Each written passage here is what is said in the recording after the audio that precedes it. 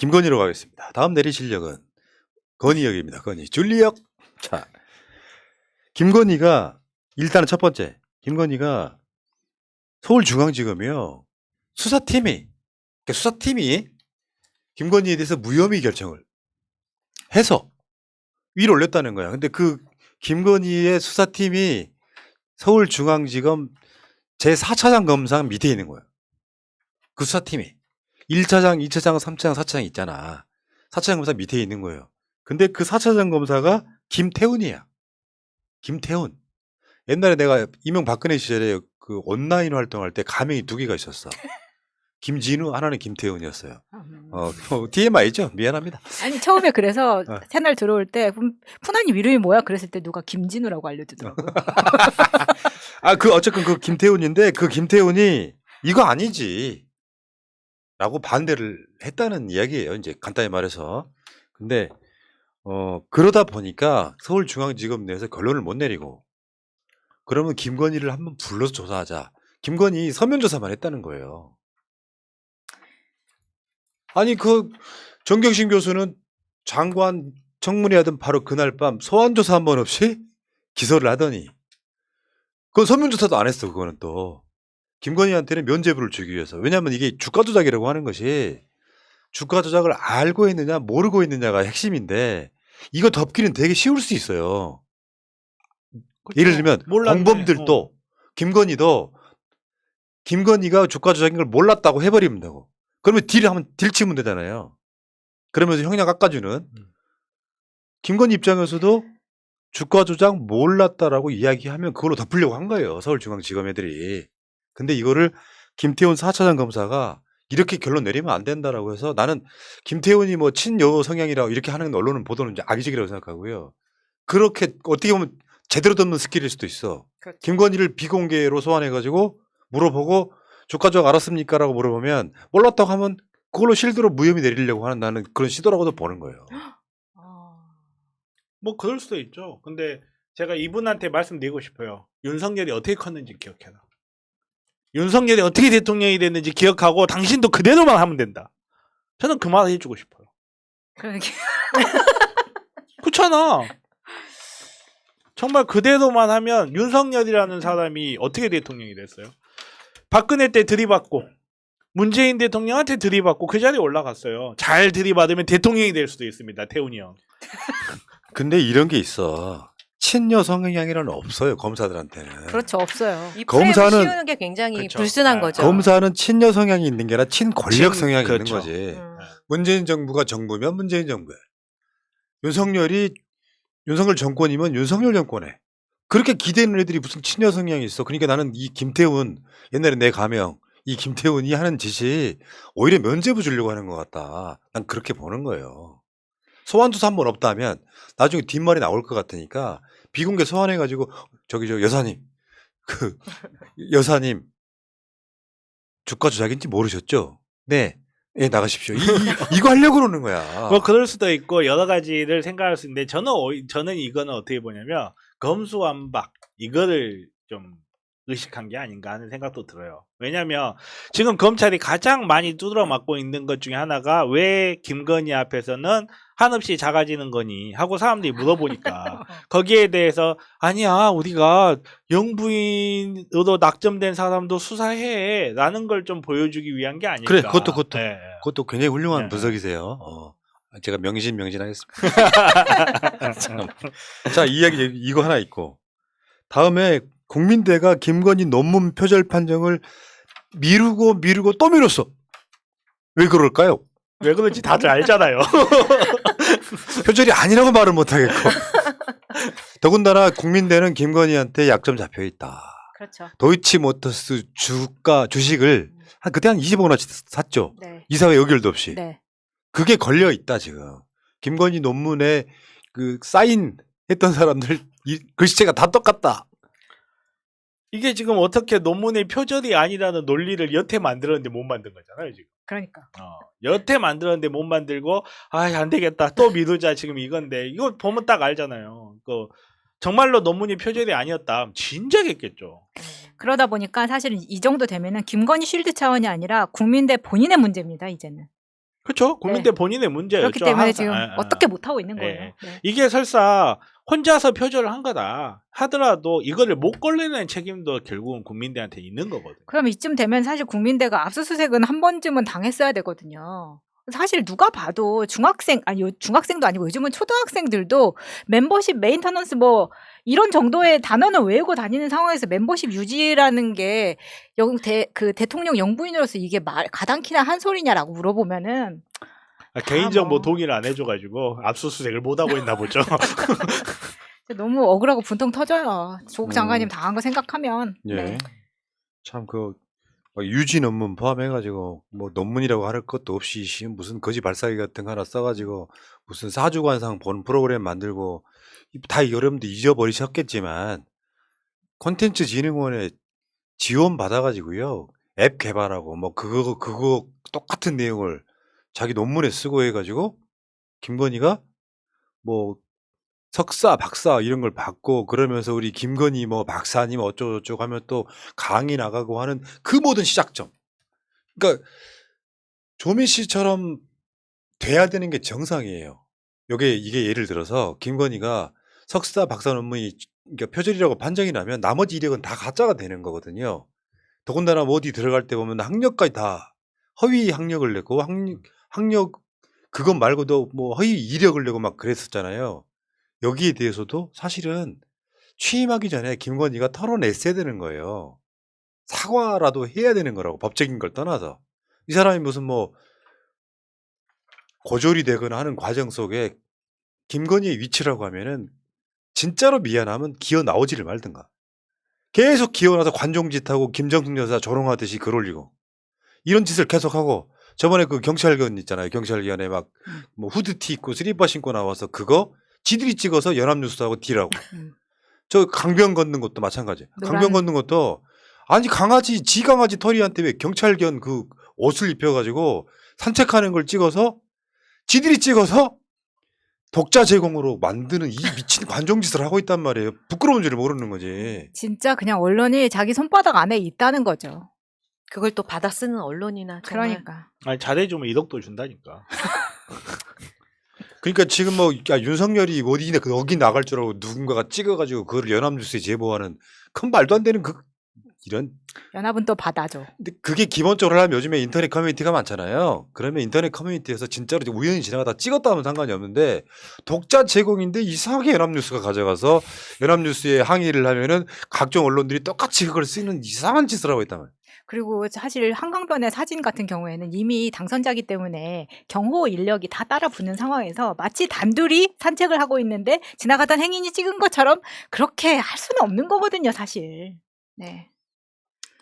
근데 진짜 중요한 얘기가 있어.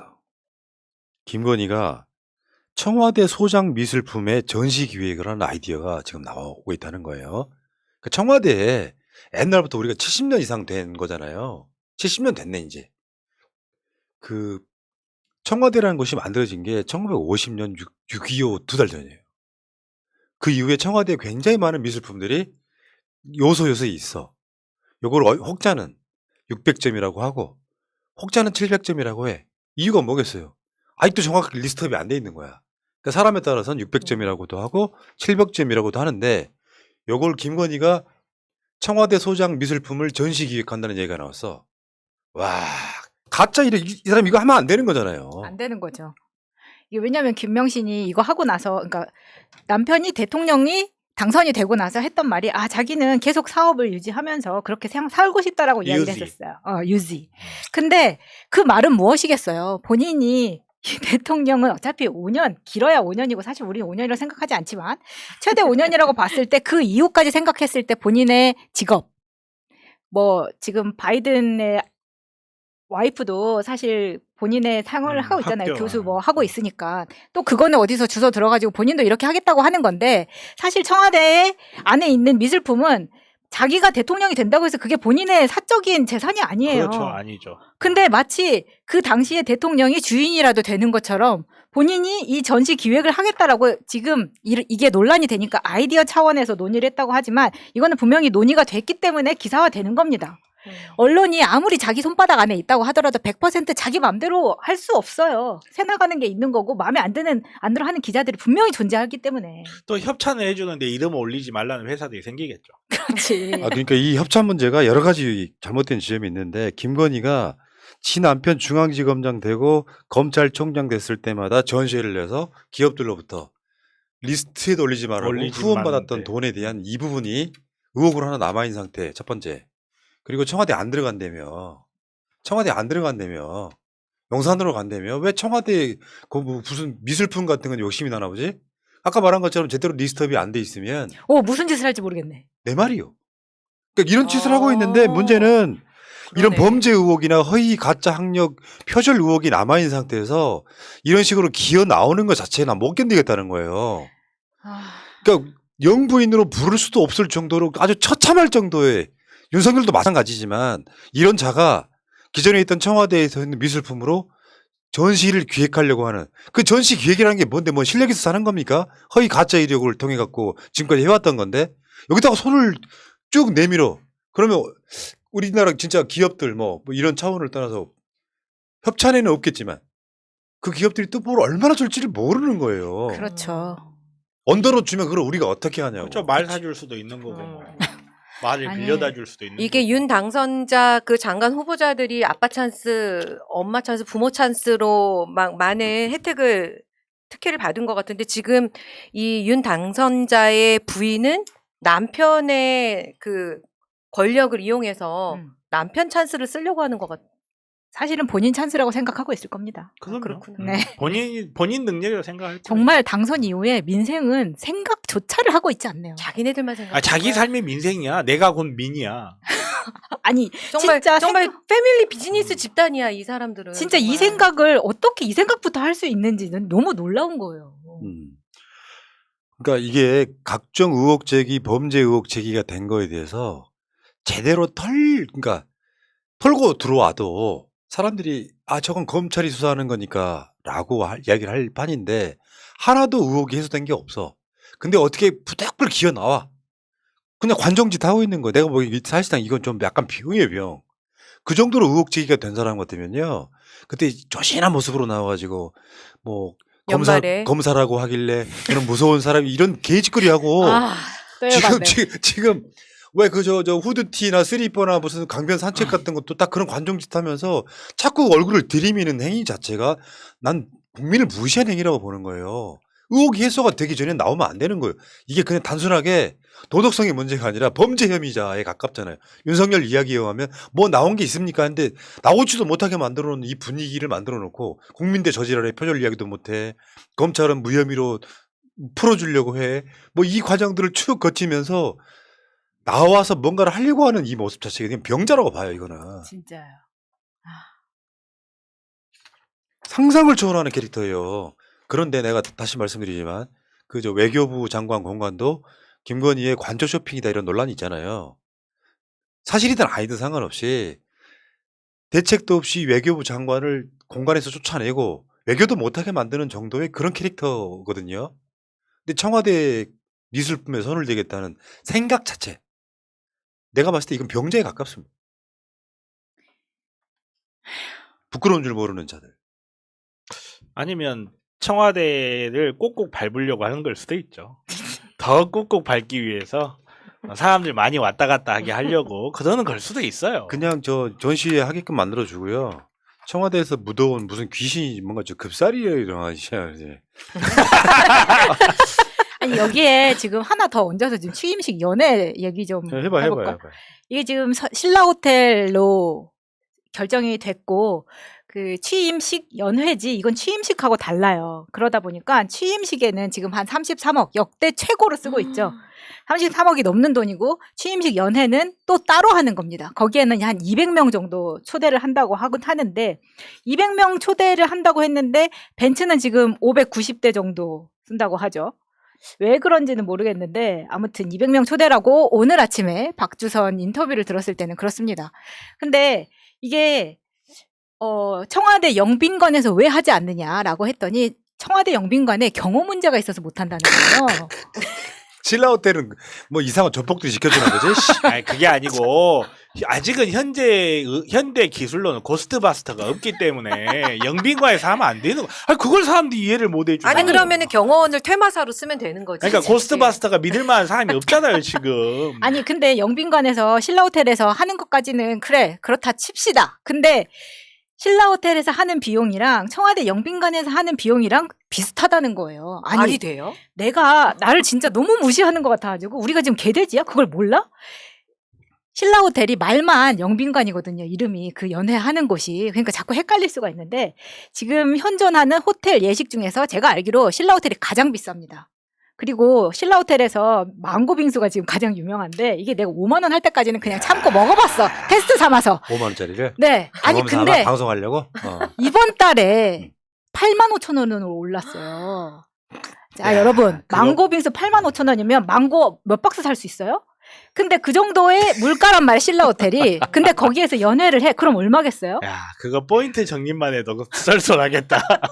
그러니까 아예 이게 달라. 생각 자체가 다르다고요. 그러니까 그렇게 생각을 안 하고 싶은데 그렇게 생각 안 하고 싶어요. 저는 내 자신이 과학자라고 생각을 하거든요. 과학자에 가깝다고. 그렇게 생각을 안 하고 싶은데 취임식 그 상징물은 그게 뭐였죠? 그 장례식장에서 귀신이 못 나오게 하는 그 상징물을 사용하지 않나. 개방 첫날부터 사람들이 들어올 수 있게끔 한다는 이 행위라든지 영빈관은 경호가 안 된다. 이 말을 논리적으로 엮어서 하나로 관통시킬 수 있는 방법은 아무리 생각을 해도 비논리적인 정말로 이게 무슨 영적 존재를 두려워하는 게 아닌가라는 생각이 들 정도의 이런 네. 일관적 행보를 보여주고 있잖아요. 그냥 우리 국민 개돼지 맞아요. 왜냐하면 잘 생각해봐. 생각이 조금만 있다면 청와대 영빈관은 일단 대관료가 안 들겠지. 그리고 거기서 하는 청와대 직원들이 이 행사를 하는 것과 신라호텔의 직원들이 거기에 하는 것과 비용 차이가 안 난다고? 어마어마한 차이가 나겠죠. 이 상태를 국민들한테 니들 개돼지니까 그냥 알아먹어. 비용 차이 얼마 안 나. 비용 차이 얼마 안 나고 한 5억 차이 나. 이런 느낌 아니에요 지금. 이분들한테 5억은 그냥 김현장에서 한 건이니까 별 차이 안 나네 이럴 수도 있죠. 기득권 초핵심 인물 200명이 그 안에 모일 겁니다. 저는 이런 데를 정밀 타격해야 되는 거 아닙니까라는 생각도 들고. 위험해요. 그런데 우리 청장님 위험해요. 네, 저는 이 부분이 약간 그 러시아의 마지막 제정 황제 있죠. 니콜라이 2세 때랑 너무 비슷하다고 생각합니다. 이게 취임식부터 시작해가지고 무너지기 시작했던 거거든요. 이게 밖에서 지금 코로나 상황이지만 밖에서 국민들이 죽어가는데 안에서 화려하게 연회를 치르고 그 니콜라이 2세 주변에 있던 하스푸틴이 라스푸틴. 네, 라스푸틴. 한국에서는 라스푸틴이라고 하나요? 아니, 그 발음이 달라요. 잠깐 죄송합니다. 제가 혀가 두 치 반밖에 안 돼가지고. 그러니까 니콜라이 2세의 부인이 라스푸틴이라는 우리로 치면 무속인이죠. 그 사람의 말을 들으면서 지금 이게 막 무너지기 시작한단 말이에요. 근데 그 안에서 나중에는 저는 국민의힘에서도 똑같이 일어날 거라고 보는데 라스푸틴을 추종하는 자와 라스푸틴을 그 안에서도 싫어하는 사람들이 있을 거 아니에요. 그러면 그 안에서 라스푸틴을 죽이는 작업을 시작한다고. 지금 윤석열 근처에 있는 사람들이 건진법사가 하는 걸 좋아할까요? 지금 시시때때 시기만 보고 있을 겁니다. 그러다가 나중에 니콜라이 2세의 최후는 가장 처참했어요. 그때가 정말 윤석열이 되지 않기를 바라지만 마음속으로는 바랍니다만 그때와 똑같다는 겁니다. 사실 그때랑 똑같은 걸로 치면 저는 역사적으로 오히려 통일신라 말기가 지금하고 또 비슷하다고 생각하거든요. 통일신라 말기에 결국 통일신라가 무너지고 고려가 건국된 그 배경에는 극심한 빈부격차가 있었어요. 그리고 그 극심한 빈부격차를 개혁할 의지가 없던 그 시대의 엘리트 계층들이 결국은 통일신라를 무너뜨리고 고려가 건국되는 기반을 닦았거든요.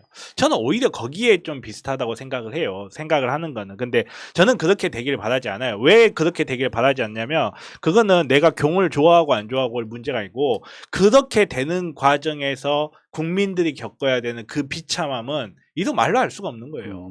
그런 걸 겪지 않기 위해서 경이 그런 과정을 겪지 않길 바라는 거고 정말로 우리가 더 많이 떠들어야죠. 결국은. 그러니까 취임식 비용이 좀 많이 나간다. 역대 가장 많이 드는 비용이다 하니까 물가 때문에 그런 거라는 건데 얘들 좀 한참 모자랍니다. 확실하게. 박근혜보다 2억 많다는 거잖아요. 문 대통령은 취임식 자체가 사실상 국회에서 열었기 때문에 돈을 아예 안 들었어. 근데 역대로 보면 어제 우리가 방송으로 내드렸지만 박근혜를 제외하고 나면 거의 2배 이상 많이 쓰는 거거든요. 이럴 때 국민을 대하는 태도가 코로나로 힘든 국민들을 위해서 진짜로 간소하게 간소하게. 하겠다. 저번에 지금 이제 취임식에 국회에 4만 명 부른다는 거거든.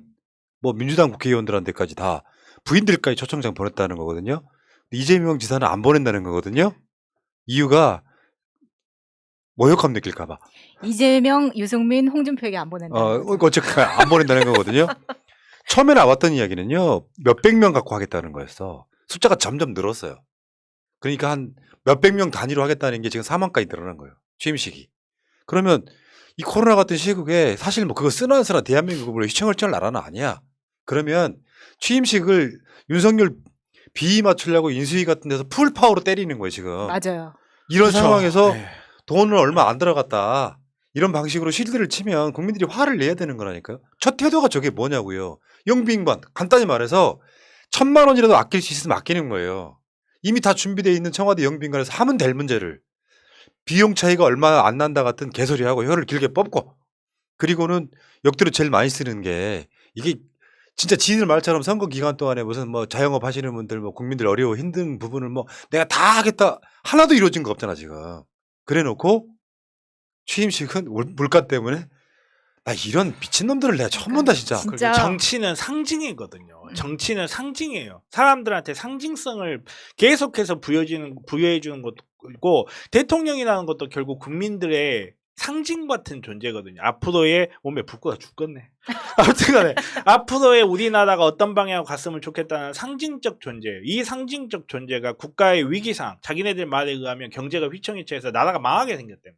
이 위기 상황에서 33억을 쓰면서 국민들이 돈 너무 많이 쓰는 거 아니냐? 그러면 우리가 너무 많이 쓴 거 같다. 죄송하다라고 하는 거고 많이 쓴 거 같아? 아니야. 물가 인상률 때문이야. 이렇게 대응을 하는 거는 하늘과 땅 차이입니다. 그리고 33억 안에 자꾸 가두려고 하는데 33억 플러스 알파예요. 저는 이게 2배 정도 더 들 거라고 생각이 들고 여기서 특히나 물가 핑계를 댔다는 거에 대해서 진짜 분노합니다.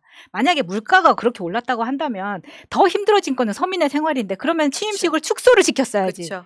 이렇게 초호화판으로 했던 정부는 없었다고요. 음. 내가 200명 안에 못 껴서 하는 이야기는 아니야. 만든 것 같은데. 정말 너무 빡칩니다. 망고빙수 사줄게요. 자, 여러분 들으셨죠? 제가 달마 5,000원. 신라 호텔이라고 하진 않았습니다. 아, 자 여기까지 하시고요. 어쨌건 진짜 다 나쁘게 보려고 해서 나쁜 게 아니라 대통령 되는 순간 입 딱싹 씻고 태도가 바뀌는 걸 보면서요. 청와대를 광화문으로 간다고 그랬지. 언제 용산으로 간다고 그랬어요. 시작부터 거짓말이었어요. 지금까지 저러고 있어요. 미래가 저는 윤석열의 미래가 암울한 거지 우리의 미래가 암울한 게 아닙니다. 결론적으로 말하면 윤석열의 미래가 암울한 거예요. 민심 하나하나씩 잃어가다 보면 결국에는 실권 없는 대통령 돼서 꼴보기 싫어 치워라고 국민이 외치면은 치울 수밖에 없는. 정말 그 미래가 대우각성 하지 않으면 저는 미래가 암담하다고 저는 보는 겁니다. 여기까지 하겠습니다.